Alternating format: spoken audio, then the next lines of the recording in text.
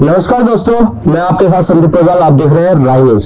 दर्शकों, जैसे कि आपको पता है कि हम समय समय पे आपकी मुलाकात करवाते रहते हैं, ऐसे ही आज हम आपकी मुलाकात करवाने जा रहे हैं कुछ जो चेयरमैन पद के उम्मीदवार हैं उन लोगों से। और आपको पता है 2023 आ गया है और उत्तराखंड में 2023 में नगर पंचायत और नगर पालिकाओं, नगर निगमों के जो चुनाव है वो होने को है।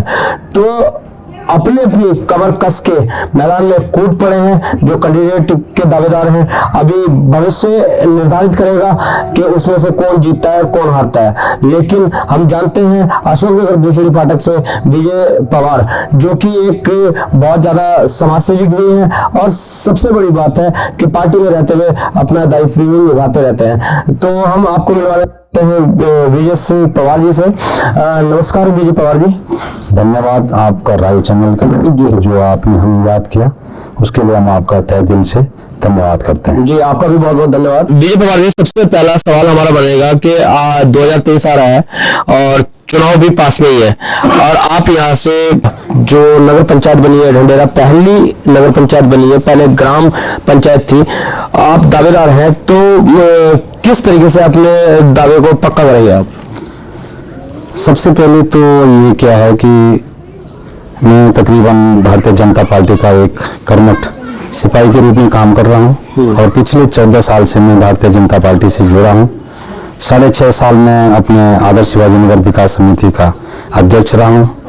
मैंने 2 विधानसभा के चुनाव और 2 सांसद के चुनाव में एक बूथ अध्यक्ष से वोट डलवाने से लेकर और वोटिंग की लास्ट विजय दिलाने तक अपना 100% प्रदान किया है। यानी कि पार्टी से अपेक्षा कर रहे हैं कि अब तक आपने वोट डलवाई है, लेकिन अब पार्टी आपके लिए कुछ ऐसा करे कि जो दूसरे बूथ अध्यक्ष हैं वो आपके लिए वोट डालें।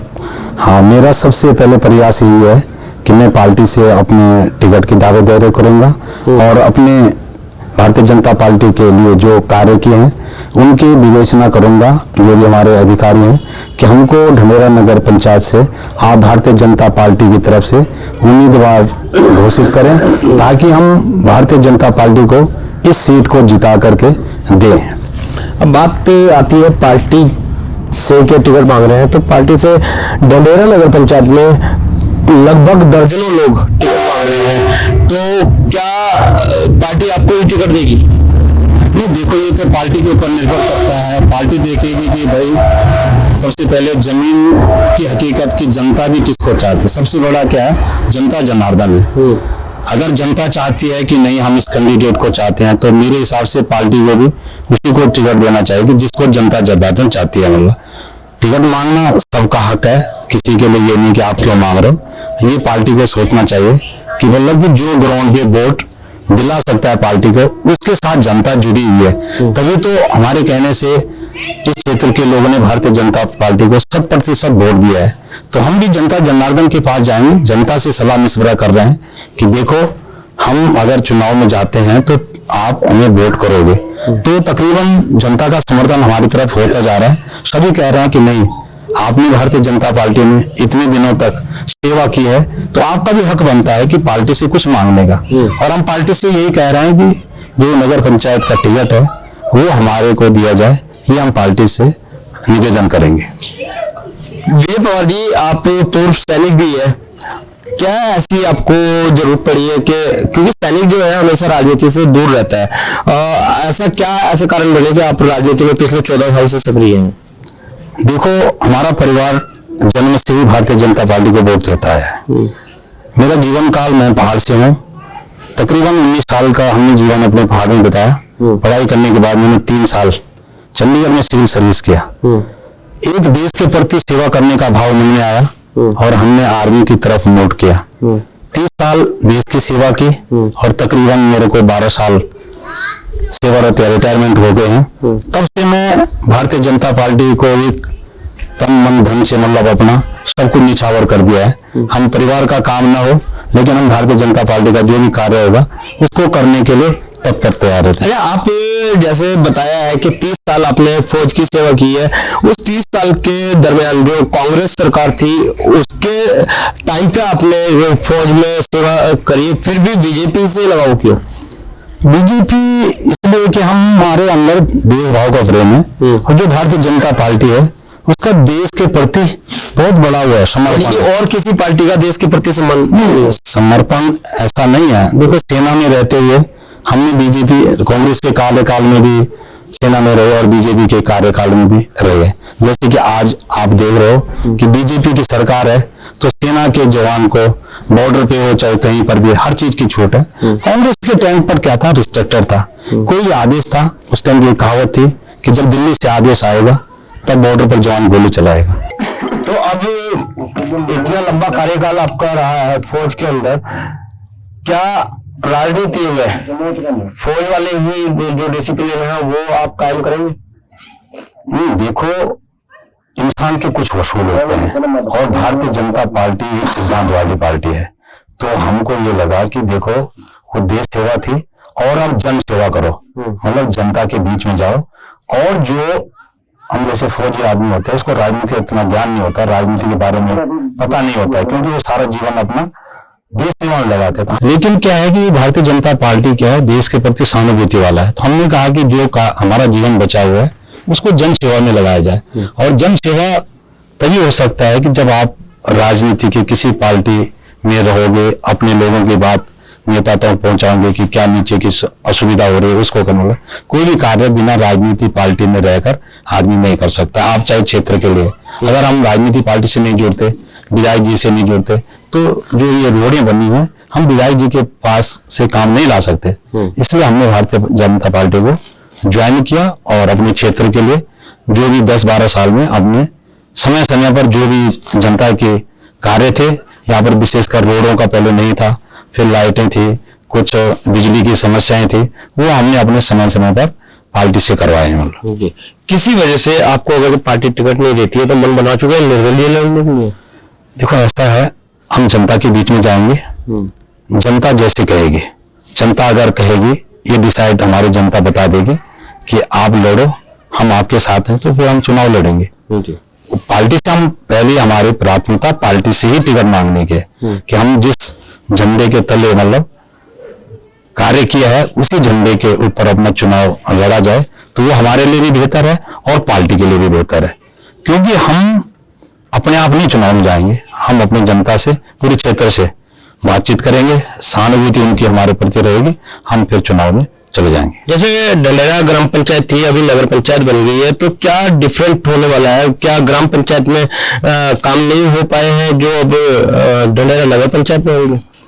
देखो, ग्राम पंचायत की जो ग्रांट है वो एक लिमिट है, मतलब, और जो नगर पंचायत है उनमें डिफरेंस बहुत है, फर्क बहुत है। मतलब ग्राम पंचायत में प्रधान के पास बजट कम आता है, नगर पंचायत जो चेयरमैन है उसके पास बजट काफी आता है और वो बड़ी बड़ी योजनाओं को बना सकता है।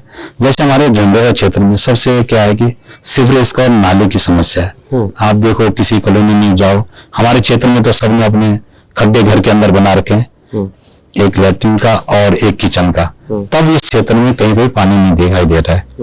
इससे भी हमारे क्षेत्र में क्या हो रहा है कि पानी दूषित हो रहा है। आप गांव में देखो, गांव में खड्डा नहीं बना रखा तो रोड पे पानी का पूरा बिखराव हो रखा है। मतलब हमारी प्राथमिकता यही रहेगी कि जो सीवरेज और नाले का वो आराम से, मतलब इस योजना से, मतलब योजना बना करके और केंद्र से उसका बजट आ सकता है। मतलब नहीं, ये तो बात हो जाती है बजट की। किसी आप अगर चेयरमैन बन जाते हैं तो आपके पास क्या प्लान है? क्योंकि हमने भी देखा है कि पूरा जो डंडेरा नगर पंचायत है उसमें जल निकासी की कहीं पे भी सुविधा नहीं है। तो क्या आपके पास ऐसा एजेंडा होगा कि आप निजात दिला पाएंगे ये जल निकासी से? हाँ, देखो, ये योजना बड़ी है। पिछले ग्राम पंचायत में भी एक बार हम यहाँ से डीपीआर बना करके और अपने जो वर्तमान सांसद हैं और पूर्व मुख्यमंत्री रमेश पोखरियाल जी है उनके पास गए थे, हमारे साथ में क्षेत्र के कई लोग गए थे। उस टाइम उमा भारती जी वहाँ मंत्री थी उसकी, तो उन्होंने ये कहा था कि देखो, ग्राम पंचायत में हम इतना बजट नहीं दे सकते हैं, आप इसको पहले नगर पंचायत बनाओ। और तभी से मेरे मन में आया था कि डंडेरा को नगर पंचायत बनाना है। और आपने देखा होगा, हम एक बार यहाँ से 50 आदमी, त्रिवेंद्र सिंह रावत जी मुख्यमंत्री थे, उनके साथ मिलने के लिए गए थे। मेरा जो अपना पैड है, मैंने पैड पर सबसे पहले यही लिखा था कि डंडेरा ग्राम सभा को डंडेरा नगर पंचायत घोषित किया जाए, ताकि जो हमारी ये असुविधा है सीवरेज के, पानी के, ताकि हम उसके लिए अपना प्लान तैयार कर सकें। तो उन्होंने हमें सहमति दी थी और उन्होंने फिर उसके बाद ये प्रक्रिया शुरू हुई और ग्राम सभा नगर पंचायत घोषित हो गई जी। लेकिन कहीं ना कहीं अगर तो देखा जाए तो विधायक निधि से भी इस तरीके की योजना आ सकती है। अगर जो ग्राम पंचायत था, अभी नगर पंचायत बनाया, तो विधायक निधि से भी ये योजनाएं आ सकती है। विधायक भी अपने आप में पावरफुल होते हैं। नहीं, हमारे साथ में विधायक अपना कुंवर पौना चैंपियन जी थे, उन्होंने भी साथ में वो डीपीआर बनाए थे। जो भी क्षेत्र के गणमान्य व्यक्ति थे, पार्टी से जुड़े थे, सबने डीपीआर इकट्ठे बना करके उन्होंने भी बहुत सहयोग किया इसको। लेकिन वो 780 करोड़ का बजट था। अच्छा, इतना न विधायक भी दे सकते हैं न सांसद जी। ये केंद्र के बिना योजना नहीं आ सकती है। और अब मैं ये समझता हूं कि जो योजना है नगर पंचायत का पहला जो प्रोजेक्ट यहाँ से जाएगा वो यही बन के जाएगा तकरीबन। और तो यहाँ पर नॉर्मल सुविधा ये जरूरी है सबसे पहले। जैसे देखा गया है कि जगह जगह रोड टूटी पड़ी है और रोडों पे गड्ढे भी है। गलियों में आज भी कहीं ना कहीं कच्ची गलियां मिलती है, जबकि नई कॉलोनी बनी हुई है। तो विधायक के द्वारा क्या काम हुए हैं? नहीं, विधायक जी ने हमारे क्षेत्र में बहुत काम किया है। जिस दिन हम विधायक जी के साथ में मुख्यमंत्री जी के पास गए थे, तकरीबन 500 मीटर तकरीबन हर कॉलोनी के लिए रोड मिल गया था। और समय समय पर हम लोग या जो हमारे साथ में कॉलोनी के अध्यक्ष हैं वो भी जैसे जैसे समय पर जाते हैं तो उनका भरपूर सहयोग मिला। विधायक के साथ गए थे पन्ना सिंह चैंपियन के, या जो अभी मौजूदा विधायक है उमेश कुमार पत्रकार? नहीं, हम तो पूर्व विधायक अपने जो चैंपियन जी हैं उनके साथ में थे और उनसे ही हमने सारे काम कराए। वर्तमान में जो विधायक हैं उनके जो प्रतिनिधि हैं वो भी जा रहे हैं। उन्होंने बनाया अभी हमारे यहीं पर आदर्श शिवाजी नगर के गेट पर उन्होंने एक सड़क हमारे नगर की भी बनाई है और 2-3 सड़क अशोक नगर में भी बनाई है। ऐसे धंधे में बना रहे हैं, अपना काम वो भी कर रहे हैं। ऐसा नहीं है कि वो नहीं कर रहे हैं काम। मतलब किसी को हम ये नहीं कहें काम नहीं कर रहे हैं। और जो पूर्व विधायक जी थे उन्होंने बहुत काम किया है।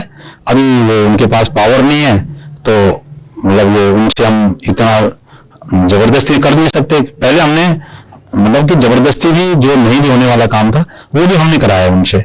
आप चेयरमैन बन जाते हैं, क्षेत्र की जनता के लिए क्या काम है आपके पास जो आप करवाएंगे, जो रुके हुए हैं, जो आपको महसूस होता है कि ये काम होने चाहिए?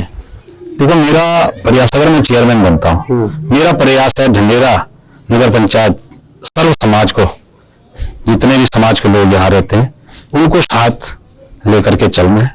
दूसरा, जो ढंढेरा पंचायत में जो गरीब तबका है, जो गरीब लोग हैं जिनको आज तक कोई सुविधा नहीं, बहुत गरीब है अभी भी।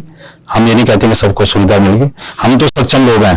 कॉलोनी में तकरीबन सर्विसमैन है और पेंशन वाले हैं। लेकिन गांव का एक तबका ऐसा है जो कि काफी, किसी का शौचालय नहीं, अभी किसी का घर नहीं है। छोटे लोगों को जाति प्रमाण पत्र में, मूल प्रमाण पत्र में असुविधा होती है। मैं भी ढंढेरा नगर पंचायत में जाता हूँ, कई लोगों से वार्तालाप होती है, वो कहते हैं कि देखो, तो मेरी कोशिश रहती है, मैं तभी ईओ साहब है उनके स्टाफ को भी यही कहता हूँ कि देखो, जो गरीब आदमी है उसका जो कार्य है उसको ज्यादा चक्कर नहीं कटाने, जो आपके हाथ में है उसको बिना लपेटे, उनको बिना परेशान किए वो कार्य करो।